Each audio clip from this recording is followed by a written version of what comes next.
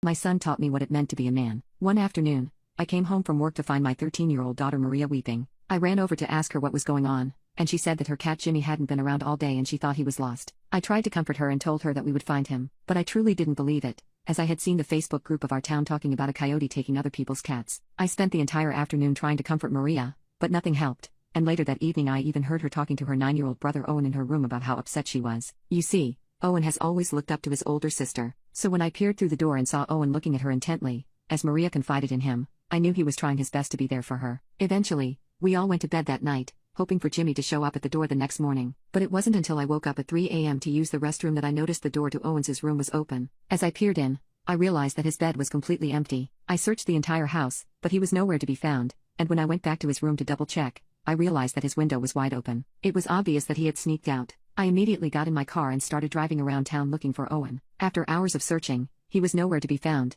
and I came home and wept nervously at the kitchen table. I felt like a horrible mom, and it wasn't until 7 a.m. that I heard the front door crack open. I leapt to my feet as I spotted Owen holding Jimmy, and he was covered in dirt. "Where have you been?" I asked as I ran to him, hugging him tightly, tears falling from my eyes. "I was searching all night for you," I said. As he looked me in the eyes, I saw the worry in his eyes, and then he went on to explain to me how he couldn't help but feel terrible after speaking to Maria last night. After they spoke, he went on his iPad to do some research on cats and found out that they were night creatures. He then decided to go looking for Jimmy at night. He ended up finding it on the other side of town. He had set up a trap by putting out a bunch of cans of cat food. He then spotted Jimmy and captured him. As angry as I was at him for sneaking out, I ruffled his hair and pulled him in for a tighter hug as I said, "All right, let's go show Maria what you found." We walked into her room together, and it was obvious that she woke up crying, but the second she spotted Jimmy in Owen's arms, she ran over to him, and her tears turned into happy ones. She started screaming and crying from excitement as she hugged Owen and Jimmy. "I'm so happy to have you as my brother," she told Owen, and his face lit up.